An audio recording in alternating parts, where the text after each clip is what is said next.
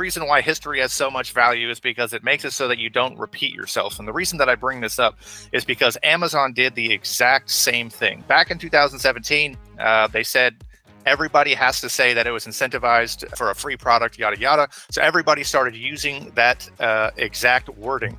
And a year later, Amazon deleted all of the reviews. So it's very possible that if TikTok follows the same roadmap, that all of these reviews could be deleted in a year.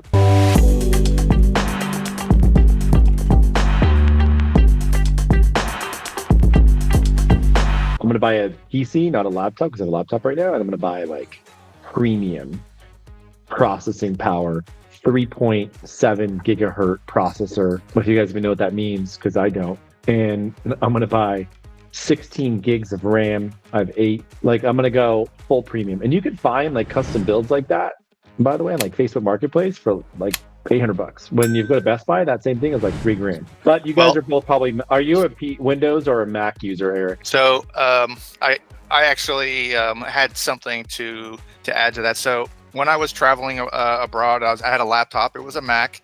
It was great. It was all right. And when I came back to the States, I decided to. I said I need some processing power. I need something that I could operate a space station with. And so I don't know if you've seen my computer, but I got a 3-monitor kind of super space station with like 32 gigs of RAM and changed my life forever. So now when somebody says, yeah, my Mac won't connect to a Google Meet, I just laugh. So yeah, but if you need help hacking the Pentagon and taking shit to the next level, just let me know and I'll help you with your build. You're my guy. I didn't know that you knew that much about this. I just was learning about it at 6 a.m. this morning about all the processing power and all that, what you need. Because I switched to Windows because of processing power and upgrading. Because like the processing power on a Mac, it just never can compete with an upgraded, Windows gaming laptop or PC. So I'm in the market. Maybe you want to build me one, or you tell me what to buy, because I don't know exactly what to buy. Absolutely. We're going to do a combination of both. So I'm going to help you put something together, and then we're going to go to Newegg and we're going to go shopping. It'll be a lot of fun. I will say, just to let you know, I did IT for about 10 years, and then I did web development for 5 years. And then I got into e-commerce because, well, let's just be honest, it's just more fun, right? Yeah, exactly. Awesome. Yeah. So I'm happy to the best podcast ever. You guys are nerds. Yes, sir. Nerds. Yes, sir. Judd, you know what? I'm telling you right now, Ian, get a desktop, get a Windows, and then open 1,500 programs, run them all simultaneously, do that same thing on your Mac, and then you tell me who's the nerd. Boom. You will blow up your Mac. It'll crash. It'll die. It'll slow down. It'll be on the little rainbow spinny thing for 19 years. But your Windows will handle it without even flinching. So like when I'm at my computer, it's a lot like the end of the Matrix 1. Like I can see the wall moving. I can see the code and everything. It's just true sublime. Yeah. But don't get me wrong. For traveling, when I travel, I bring my MacBook Pro. Right. I have a travel laptop for that reason. Because when you're traveling, the bulkiness. You can't bring your PC. You can't bring, and even the bulkiness of a Windows. Like I have a gaming laptop, Nitro 5, freaking NVIDIA, GeForce, RTX, Intel Core, like all the good stuff. But I'm sorry, this thing is literally 19 pounds. I can't travel with this laptop. 19-pound laptop? No, it's not 19 pounds. I'm really exaggerating. It's probably my Mac is probably 2 pounds, and this thing is probably like 4. Yeah, one thing I'll say about Mac laptops though is they last forever. I mean, my dad is he's still doing Photoshop editing from a laptop from like 2006. Like it's crazy. Oh yeah, no, they'll just keep going. They'll just go forever, man. I mean, it depends. Like, there's obviously upgrades and new technology, and you can shrink things more down. Like all those bigger processors are now tinier and tinier. You can fit more, and everything just keeps getting smaller and smaller and holds more. That's absolutely. Cool, but then you reach that epiphany, which you came onto the call with, which is I want more. I want to take it to the next level. More. And then you're like, how do I build a PC? And so you go to Best Buy, and you're like, I want to go crazy. And they're like, well, this is your option with Apple, and you're like, yeah, that's not really what I had in mind. Like I'm thinking bigger. And so then you start Googling it, and then you find something called the Hackintosh, which is a way of essentially hacking and making a Windows PC that's super crazy that works with Apple. But then you're like, you know what? I got to be work at Monday, and so then you just buy a PC. Yeah. Well, to be totally honest with you guys, I do occasionally, a few times a week, get into PC gaming, which I've been doing since I was a kid. Literally, I was when dial-up internet and AOL and all that shit, and they started coming out with PC games. I was a PC kid. I had a PC at my room, and I do PC gaming, and I still occasionally like it. Like I like PlayStations, I like whatever, but I'm not going to ever do that. Like if I'm going to sit on my computer at 10 o'clock at night, whatever, or 8 o'clock at night, and I want to do a quick half-hour game sesh, but then like I just bought this. It was on sale with Ubisoft, a new Avatar game, and I was like, I want to try it. Right, it was on sale for half off, and I was like, I want to try this. And then it turns out it needs a 3.7 gigahertz processor, so I download it, and then I realized I was like, I have a gaming laptop, but I need a I have a 2.5 gigahertz processor. Like I have the low end, like the bottom of the total pole, so it doesn't even run the game without it looking like Minecraft, And I was like, no, really, a game of the year type thing, whatever, really cool. It's Avatar. I'm a huge Avatar fan. I want to play the Avatar game. Can't do it. I need to upgrade. Absolutely. Well, we'll put something together great. It probably cost about, it really depends on how crazy you want to go, but for $2,000, you can definitely build a space station that definitely sets you apart from the rest for at least 5 to 10 years. Well, what about buying a custom build on like Facebook Marketplace, a pre-built? Like I can't use it anymore. You could. It is a possibility. You can build it yourself. You could buy a pre-build. You can buy a pre-build from Best Buy.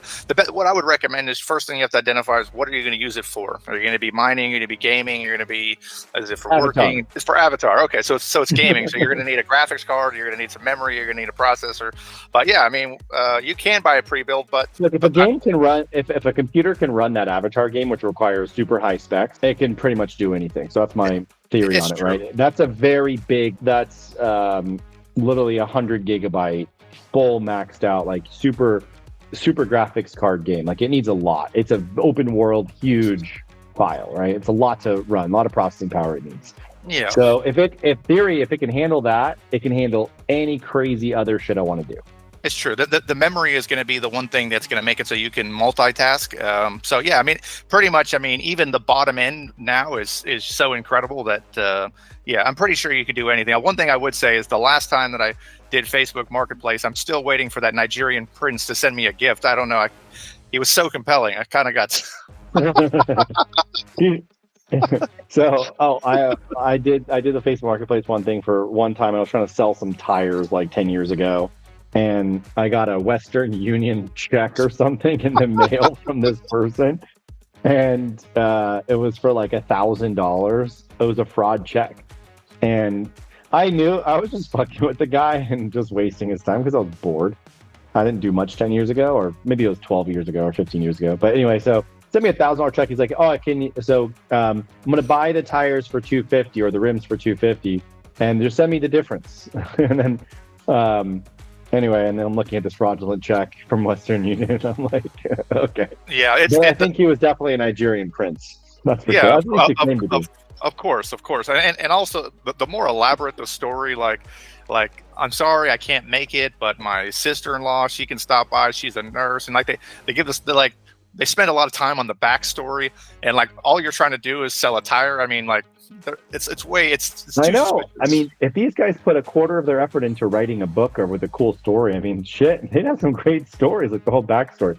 But you ever seen that Key and Peele on the guys that are sort of, I love Key and Peele. Homeless, yeah, the homeless, whatever, but they're going around with their little gas station can, going around like parking lots, and then asking people, like telling a whole backstory. My family is sitting in the car waiting with no air conditioning right now, and I'm just trying to get $5 for gas so I can get them back to their hospital because my daughter has leukemia, and then she's like going into this whole backstory, and then they find each other, right, because they're both doing the exact same thing, and the story keeps escalating because they just keep one-upping each other.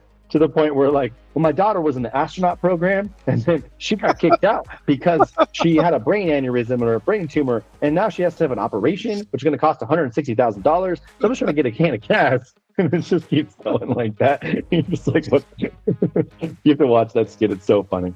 Well, speaking of Amazon, I appreciate you bringing that up. I was so this was brought to my attention. My client actually sent this to me and said, what are we going to do with the new rollout with the new AI thing called Amazon Cosmo? What do you guys got to say about this? Let me share my screen and see what you think about it. Tell us more. So essentially, this is a guide and a checklist from Amazing, which is awesome.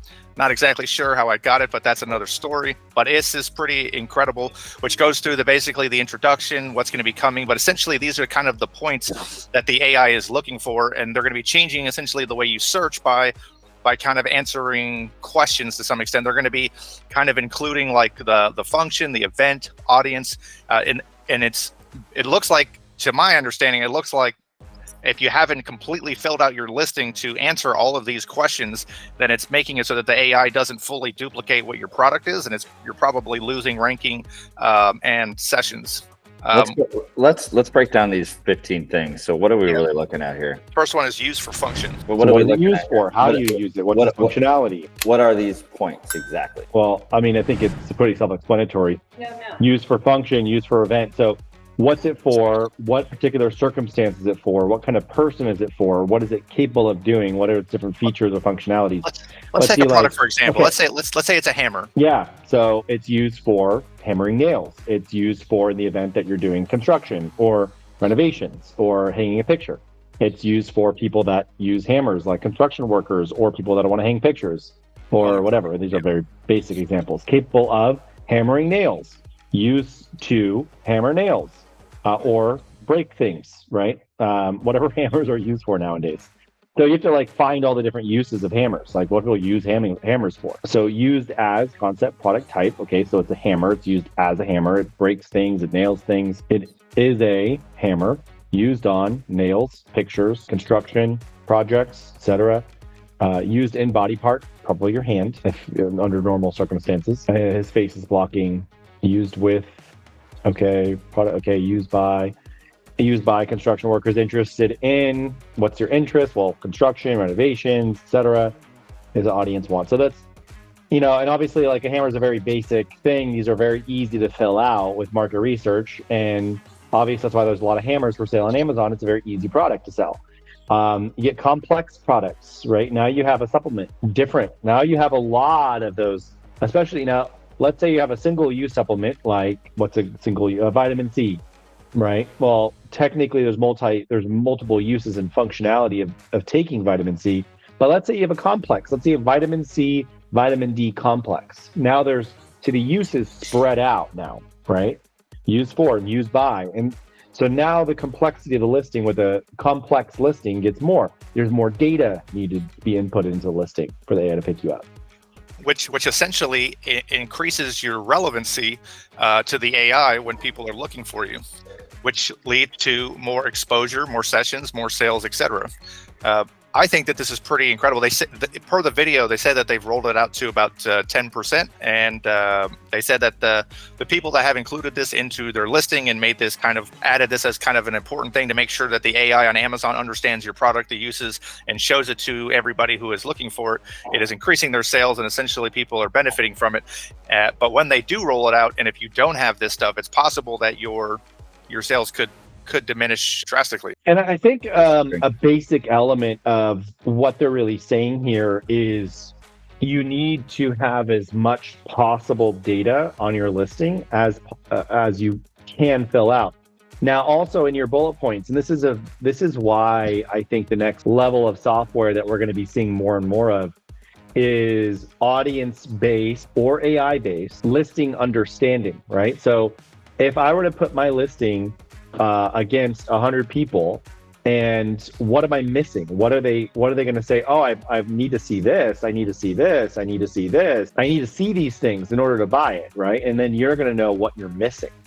So, and the thing is, the AI is looking for that exact same thing. And the way that the way the AI is going to be breaking that down is based on that exact thing. So if you're just arbitrarily making a listing based on what you think people like, you're going to be missing probably 30 to 40% of what specifically they're looking for and what the AI is looking for. Because in the end, the AI is built for the audience. It's not built for you as a seller. It's built to help you and fill out your details, but the audience is the main person it's used for. Absolutely. So while you were talking, and we're talking about ChatGPT, so what I did is I went into this ultimate guide, I copied it, and I said, give me a breakdown of a hammer using the following, and then I pasted it in there, and it basically filled in the blanks. This is just incredible. There you go, right? And that's going to cover a lot of the bases that you might not have thought of. It's used by carpenters. It's used by professional builders and contractors. Used for home improvement is a keyword, right? Construction, absolutely. Carpentry, DIY, another one, right? And look how many. Actually, let's do a little test right now. Go to Amazon. Let's look at hammers. Let's see how many of those hammers on Amazon are actually including these key points in their listing. You're in grocery and gourmet food right now, but hopefully it'll still pull it up.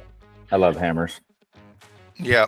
Let's go with number 1. So does Thor, by the way. That's who else loves hammers. Me and Thor love hammers. General purpose. Okay, so forged steel, superior maximum grip. I mean, does this listing, this is a big brand, but and this is sold by, I think, Amazon themselves. If you look down, scroll down, is Amazon the one that? Yep, Amazon. Well, this is not a third-party seller. Let's go to a third-party seller because Amazon, this is with the vendor program. And let's be honest, they're cheating. Yeah. Vendor program's always going to be cheating. Let's look at a third-party seller. Craftsman might also be Amazon, but it's Amazon. Yeah. Okay. You're going to notice the vendor by the title. This second one, this one is an actual third-party seller. The title will kind of tell you whether it's vendor or seller. Yeah. This might be vendor. Let's see. Scroll down. Go down. Up. Yeah, it's still vendor. Because the title's vendor. You have to go find a seller. Let's see what the sellers are doing. Let's try Nico. No, it's going to be probably vendor also. Yep. Okay. Go to the next one down from Nico is that one. I think that's going to be seller. I remember when I was in China, I feel like I saw 600 of these. Yeah, 600. I think that sounds 6,000. There we go. So there's a third-party seller. Look at the details. Okay, so let's see. Does he forge from so who is it? So let's see. Okay, so what's it for? Who's it for? He doesn't even say who's it for. Who would use these hammers? Doesn't say. So see, like now we find in a crucial. Now, if you look at his sales, by the way, versus the other people, he's actually selling 400 hammers a month at $15. He's not making much money. So, but he's also missing crucial elements in his listing for the AI. So if the AI does roll out on him, he doesn't have a lot of this stuff. He's got some good information, but let's go scroll down to his thing. A+ content here. Does he have? Wow, that was interesting. Okay, so it's kind of going about the home projects, tight workspaces, and emergency jobs. I mean, this is going to be SEO to some degree, so it's going to pick this up, but it's not going to be as prioritized as the top of the listing. Yeah, the purpose of the hammer. Yeah, compatible, safe to use. It's got a lot of benefits, specifications. The one thing that it is lacking is that it's not necessarily taking the 15-point checklist and being incredibly thorough. But I mean, it's not a bad listing. But if they do roll out something where people are kind of searching in a different fashion, where it requires the AI to understand it more, this listing might lose some sessions and potentially lose its position as number 4. Go back to the do me a favor, go back to the AI list again. I have an idea. Hit me. All right, so is this the top? Yeah, okay, good. So no, the top of the list we were just on. Okay, good. So use for functions number 1. Okay, so let's turn this into a checklist and ask it and have it ask the question. So let's have it ask, does my listing clearly show, and then above the point, and then checklist it out, or clearly communicate, might be even better, the following or the above. Okay, I'm trying to think of the prompts. It'd be turn this into a checklist and base it on the following question. Question being, does my product listing page communicate? That would be the question. And let me know what it comes up with. You're gonna have to reword that. We kind of did a little bit of word soup there. Okay. Turn this into a checklist and ask. Yep. In the beginning, and ask before the checklist. Okay. So turn this into a checklist is last. Okay. Is that correct? Yeah. Okay. Sure. Okay. Go ahead. I just gave it. You want me to say it again? Yeah, So please. with the above list, ask beforehand, does this product listing page communicate following, and then turn it into a checklist? It into a checklist. Okay. Okay. With the above list, ask beforehand, does this product listing page communicate the following, and then turn it into a checklist? Okay. Let's see what we got. Now, you guys on the prompt have it based on a hammer. Yeah.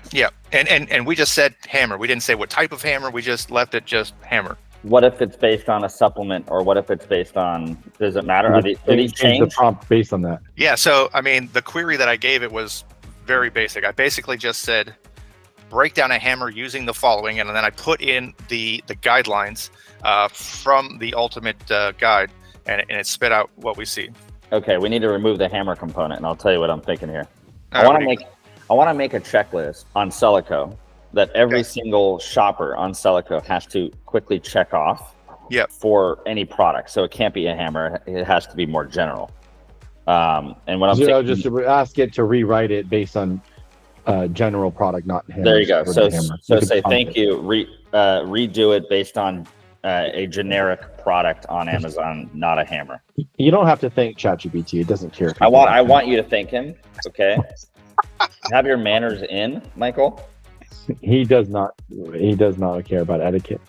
He's unbiased about etiquette. Eric still thinks him. I beg to differ. I think if you're on his good side, you're going to get better data. Okay, so here we go, and he didn't say you're welcome. By the way, he didn't say you're welcome. By the way, just want to let you know. What a jerk! No more niceties. That's what I was saying. He doesn't. All right, so let's go through this. So, does this product listing page communicate the following? Product specific relations. Used for function. Does this page describe the primary function? Does it mention any additional user capabilities?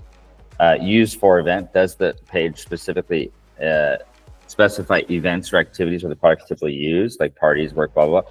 Used for audience. Does the page identify specific groups or demographics, ideal customers, product? Okay, good. So this is great. So what I'm going to do is copy this and send it to me, Eric, in Slack. What I'm going to do is I'm going to pilot this. I'm going to have this as a alternate option in the new Amazon Shopper Survey program. Yeah. Alternate. I'm not going to add it because it's just too much for the shopper to do both, all the questions plus this. But what I'm thinking is we have this as an alternate option. And what we're going to do is basically say these are literally the points that the AI engine is factoring in with relevancy. Is that the right way to communicate it? Like these are the relevancy questions. Yeah, these are the points to the new Cosmo AI that they are using to understand your product and show it to the right customers. It is important that you have it in your listings, because if the search engine itself doesn't understand what your product is, then it's not gonna get you the same exposure or the right amount of exposure that you should have. Okay, good. So look at it like this. What if every single shopper who went to your listing that decided to participate in a Celico promotion did the checklist? What kind of output would you want as a seller? What would you want? Would you want to know at the end which point on the checklist you're the weakest? Which points? Absolutely. Like this one is 22%. That's very low. This point was 100%. This point was 42%. And you want to get it to as close to 100% as possible. So that's what I'm thinking, is that we can create a percentage of successful checkboxes per the checklist. And then you can go through and see which one you're weakest. Yeah, honestly, you want to find areas that are lacking, because those are opportunities for improvement. If everything is perfect, then there's no improvement to be had. But if you see gaping holes, then that's a great benefit to any seller for sure. All right, send this to me. I will work on. I selected you. Okay, thanks. I will definitely work on adding this checklist as a little pilot and seeing how it goes. Yeah. It's me too. I think it's be good for also staff training, and when we're building listings, understanding what we need to put into there. Yeah. Really so now the other thing you can do too is use this information in very specific surveys of a listing. I mean, you could go through manually and see if it has these things, and then you can overall say, to an audience, what is my listing lacking? Like, what are you looking for specifically? Because in the end, there might be some on some products might be an audience that's looking for something very specific. This is a very general thing for all of Amazon, but some products have very interesting specs that the audience is looking for. Like, It's funny, even going and shopping for computer or electronic stuff this morning, I'm looking for specific things, right? I'm looking for very, like on electronics, for instance, specs. I'm looking for specs, but maybe this won't contain that, right? Like, for instance, for an electronic, what type of battery? What's the MAH? What kind of, is it lithium? What's the battery life? What kind of power does it have? What kind of rotations per minute? Whatever it is. Those are things that people specifically look for. So you have to also know your product, know your category, because generally, yes, this is good, but there are specifics you need to input. Absolutely. So I mean, so just for example, like the hammer, you could have it totally SEO'd for home improvement and totally forget to rank for a carpenter. I mean, that would kind of probably be a huge oversight, but there are things like that are being missed. So again, I put in something a little bit more specific. I decided to go with a CMOS supplement and see what it came back with. So it wasn't as broad, just kind of get a little bit of a feel. So does this page explain the primary purpose of CMOS? Example, boosting immunity, supporting digestion, improving skin health. And I do like the fact that it used the word supporting digestion, because that's a way of saying something without actually claiming anything. That's the correct way to say it, which is great. So does it mention support the healing of cancer? I can support it. Does it mention any additional benefits or functions? Detoxifying, promoting energy, improving. This is honestly a good checklist that if you look at the prompt that I did, it was no more than just copying the list and maybe 10 words and maybe 30 seconds. And I feel like doing this with any listing would be a good checklist to add value, because at the end of the day, once you're ranking and you've got momentum, it's all about conversion and selling it to a person and making sure that Amazon understands your product as well as the consumer. And I feel like this is kind of a thorough checklist that kind of checks those boxes. That's right. And this is a great example. And supplements and beauty is very much like this. Maybe someone heard about CMOS from some of their friends, from a TikTok video, from a YouTube video, but doesn't mean they know what CMOS is or does, right? And so you might have, 30% of your listing viewers might know exactly what it is and what it does, and they looked for it specifically for that reason or a reason, but they might not even know all the benefits of CMOS, right? So then they're taking it daily and so, but like those, and so many times and so many Amazon accounts that I've gone into, they're like, well, everyone knows what Garcinia cambogia is, so we're not going to explain it. And I'm like, really? Let's go survey all the audience and let's see how in-depth their knowledge is of Garcinia cambogia, right? Right. It's just like you want to explain it and the benefits and get really into that. Like, get your images should really give a good journey of explaining all the benefits of that supplement. If it's beauty, then you should, all the ingredients, each ingredient has a purpose in a beauty product, right? Everything has a purpose, and it might have several purposes, but really, that means that your listing is going to be huge, full of all these different things that it can do to improve the appearance of, not heal or treat, but improve the appearance of your body on a beauty product, right? So then same thing.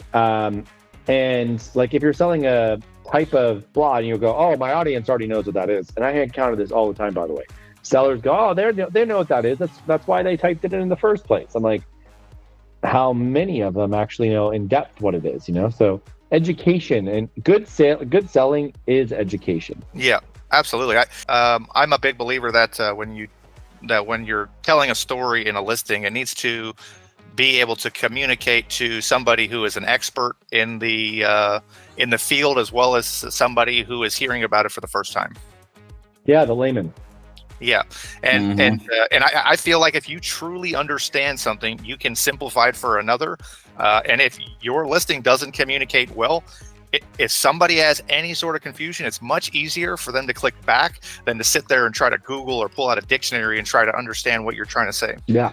Essentially, you lose the sale. So yeah. All right. So I'm adding it as Cosmo AI. That's the one thing I do like about Amazon, though. Is like as soon as you feel like you figured it out, they go ahead and make sweeping changes to kind of like start the engine all over again. Are you being facetious? You really like this?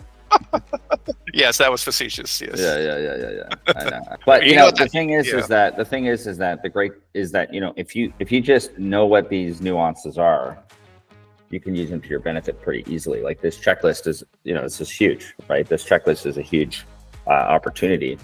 If those are, let's just say it is accurate, and those are the actual points that Cosmo is considering, which makes sense. We have in Celico, we have so many shoppers that would be more than happy to answer a yes or no question, which is extremely easy. They don't even have to give their feedback. They literally can just look at each question and say no, yes, no, yes. And then at the end, we can aggregate all those answers. We can give it a Cosmo AI, you know, relevancy score, along with a checklist, you know, individual scores per checklist. So it's just, it's opportunity is what it is. Absolutely. I was going to say that I know that both Michael and myself are probably super excited, because I know that we probably manage at least over 500 listings. So I'm sure we're super excited to give it a refresh. Yeah. Anyway, so I went in here. The benefits is that you realize that the lag of sellers is super long. When Amazon rolls something out, it takes the majority of sellers a year to catch up to that new rollout. Yeah. So, and if you're one of the first people to catch on to a new rollout, you know, like if you're one of the first people on brand tailored promotions, if you're one of the first people on, you know, the type of new deal, because sellers are just so laggy, they're disorganized, they don't have a staff appointed, they're off traveling in whatever area they're traveling in, and they're not properly delegated, and therefore things don't get done.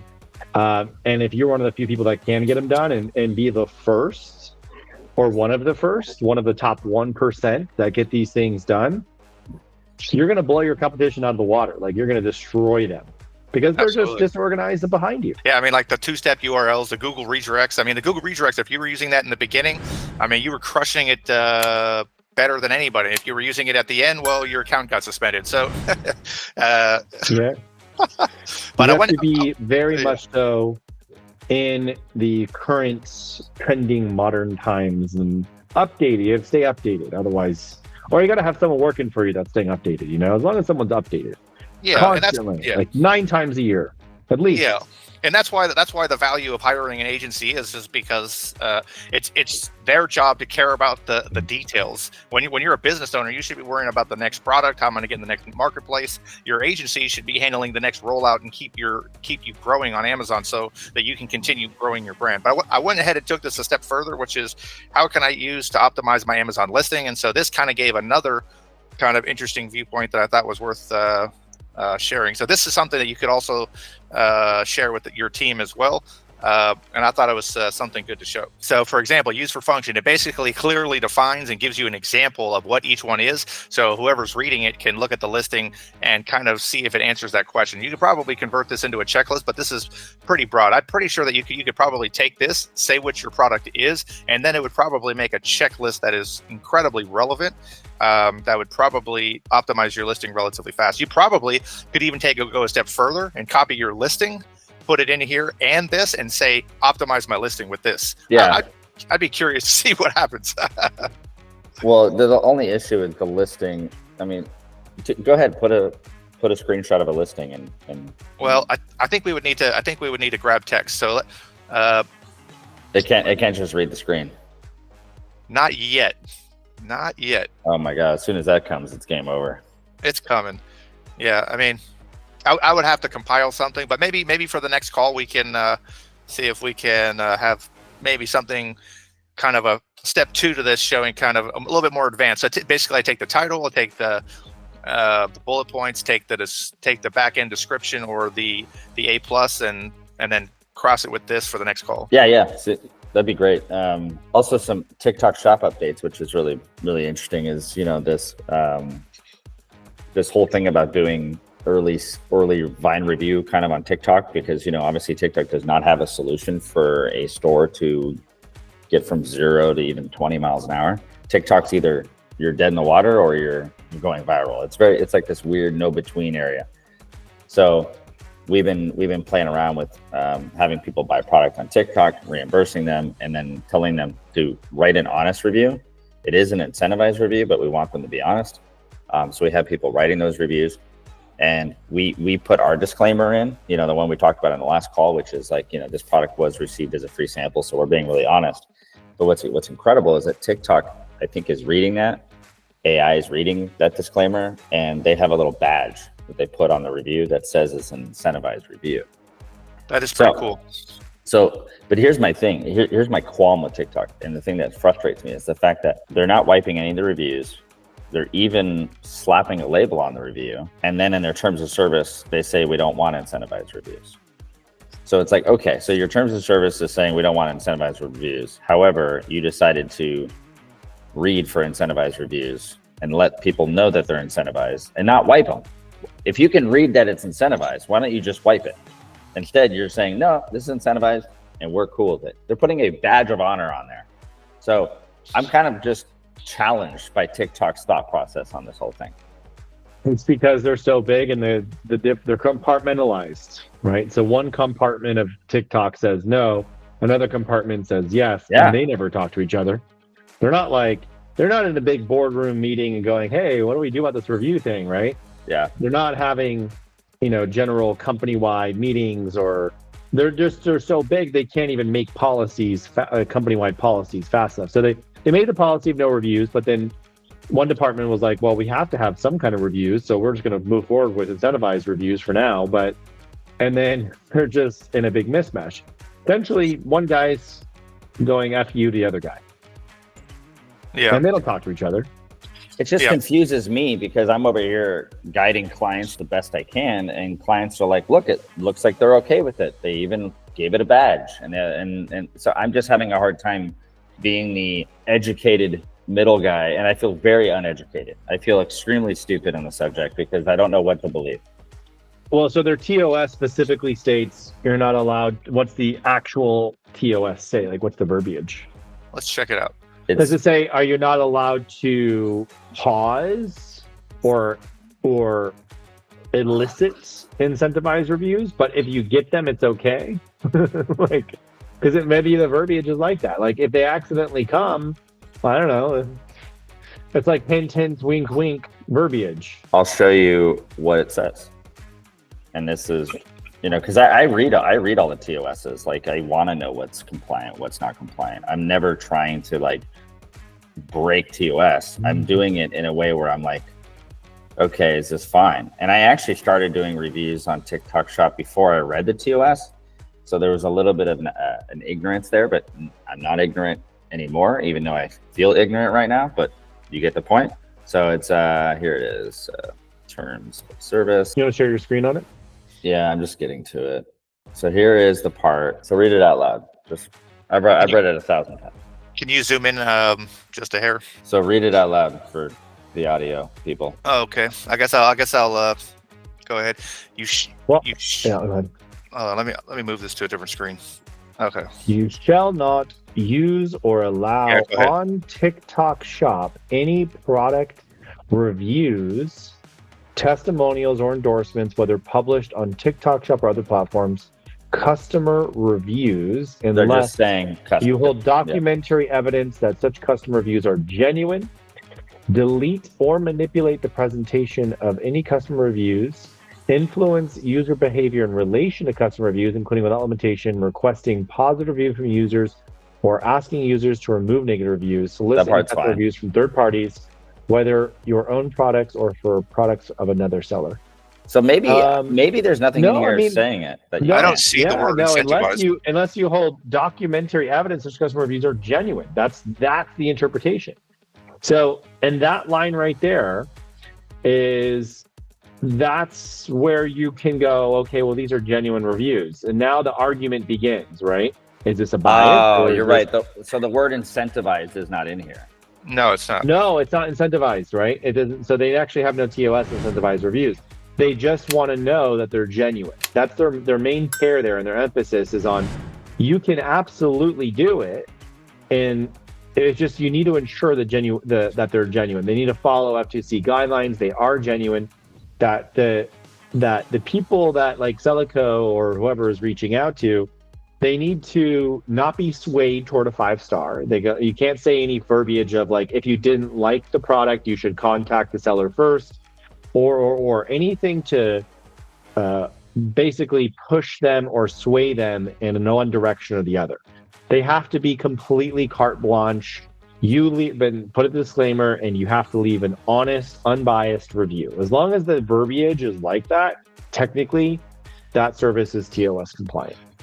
So let me share my screen and show everybody what I was referring to when I was talking about the incentivized reviews. So yeah, there you go. Incentivized review. I know. Isn't that? Yeah, it's kind of cool. And then I was asking my people, I was like, is there a checkbox? And they're like, no, we think it's automatic. So one thing they put the disclaimer, the AI reads it. Yeah. So one thing that I would add, and I think that somebody brought this to, I was studying this about the value of history. The reason why history has so much value is because it makes it so that you don't repeat yourself. And the reason that I bring this up is because Amazon did the exact same thing. So back in 2017, they said everybody has to say that it was incentivized for a free product, yada, yada. So everybody started using that exact wording. And then a year later, Amazon deleted all of the reviews. So it's very possible that if TikTok follows the same roadmap, that all of these reviews could be deleted in a year, possibly. Yeah, it is totally possible. But it's one of those things, until that happens, it hasn't happened. Right? Yeah. So how do you prepare for something like that? You don't. But it's just something that you should be cautious of. But why are you getting reviewed? The reason you're doing is to get off the ground. And if you do it correctly and you use it to ramp up, you should have organic reviews by that time, and it shouldn't make a difference. So this might be a little bit of a mind fuck to look at your guys' face, but go ahead and read that. The reviewer received an incentive to post a review, regardless if it's positive or negative. All incentivized reviews are from verified purchasers who ordered directly through TikTok Shop. Only customers who made a purchase through TikTok Shop are invited to write a review. I mean, this tells me I am in the clear, like more than anything that I've ever seen. How about that page? I can't read everything you're saying. So wait. The reviewer received an incentive to post a review, regardless if it's positive or negative. All of the device reviews are from verified purchasers who order directly through the shop only. Yeah. It doesn't say anywhere.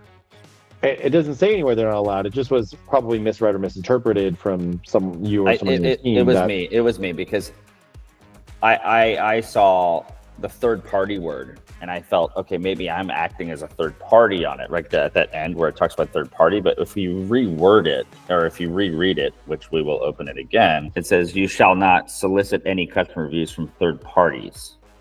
And so that's a little weird. Like, what does that mean? I don't know. But that is not clearly what I'm doing. As far as I can see, I'm literally doing what it says, which is I'm requesting honest reviews. As a TikTok seller, if I were to elicit reviews from a third party, I mean, that's very open to interpretation. Like, what's considered a third party? You could say a third party person is like, hey, that's me. Even friends or family could be considered a third party, right? I'm eliciting a review. I want you to leave them a review. That doesn't make any sense because then any reviewer is a third party in your theory there, Michael, right? If Aunt Betsy is a third party, then anybody's a third party. In all fairness, she is. I mean, a third party is. That's what's open to interpretation. They're writing TOS so that if you basically elicit a review. Solicit, not elicit. Elicit is different definition. Can you copy it? Solicit a review. Yeah. Can you copy it and drop it into ChatGPT and ask it to simplify this, and then ask it if incentivized reviews violates the terms of service? Maybe we can use ChatGPT to save the day. Again, I think that ChatGPT is going to reduce my payroll by 50% within a year. So obviously the genuine evidence approved purchase history, that's fine. Seller's not allowed to manipulate, delete, or alter. Behavior. Fine. Influence behavior. So you can't be like, hey, I'll give you $10 if you make it a positive. Totally got that. Or I'll give you $10 if you remove it. Totally got that. Seller's not allowed to solicit reviews from third parties, whether it's their products or those of another seller. Okay, hold on. Seller's not permitted to solicit reviews from third parties, whether it's for their products or those of another seller. This includes incentivized reviews. But that doesn't say that. This is ChatGPT's interpretation. Ask what would be examples of third parties in paragraph 4. What would be an example of third parties stated in paragraph. If it says Aunt Judy, then I give up. It's Aunt Judy. Yeah. Entities that are not direct customers of the product, but are solicited delivery. Right. For example. Okay, so friends, family. Like, let's say you had a bunch of staff at Celico that all were leaving reviews on TikTok Shop. So they're not actual buyers; they're just people leaving reviews. So you can't hire a bot or a whatever. See, I also said friends, family, and acquaintances. Yeah. Those would be considered third parties. Like, the third party is very general, right? It also says here, and we're going down a ChatGPT interpretation rabbit hole, but this includes hiring review services, paying for reviews, or giving out free products explicitly in exchange for reviews. So ChatGPT's answer is definitely not compliant for that. That is their answer. That's interesting. Unquestionably. Yep. But what ChatGPT doesn't know is the other data that we just went over, which is that TikTok Shop's going, this is incentivized. Cool. So, that's kind of a big point there. I think it took the two words review manipulation and it just kind of expounded on that. I think so too. It's like anybody that built a group, like if Facebook built, Facebook built an audience, right? And if and those people were buyers and they left reviews, and then would Facebook be considered a third party? And that's where it's open to interpretation. Like if you have a marketing pool of buyers and then they go and leave unbiased reviews, is the group considered a third party, or are the buyers considered a third party, or it's just open to interpretation? Yeah. Okay, good. Well, this was kind of a nerdy episode of Selling on Amazon podcast. And I think we should start calling it Selling on TikTok podcast, because I think that Amazon has become 50% of the conversation, 50-50. Or how about the Selling on TikTok and or Amazon? I think we should call it the AMZ Talk. AMZ Talk? Like TOK? TOK? That's cute. AMZ Talk. All right, guys. Well, Erickson from East Grinstead, Sussex, East Sussex, Grinstead, whatever the hell it's called, England, which is somewhere in the southern part of England. Michael and I are in Florida, and it was thanks for joining us today. Make sure you do not subscribe, you do not like, and you make sure you comment something extremely negative as you hear this. That is my request. That is my. And if you can talk specifically about Eric and that negative, I'd really appreciate that. Yeah, absolutely. Well, what about me? No. I'm just chopped liver over here. No, Talk negative about me too. Eric needs to get he needs his time. He needs his time in the sun of fair enough. A little bit of favoritism. Favoritism. Yeah. All right, guys. Well, thank you for joining, and over and out.